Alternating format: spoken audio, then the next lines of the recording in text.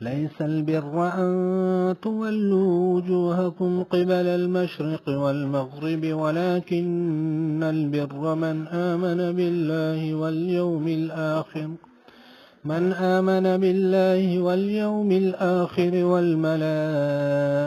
والكتاب والنبيين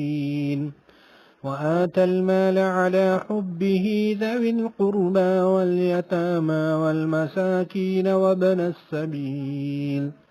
والسائلين وفي الرقاب وأقام الصلاة وآتى الزكاة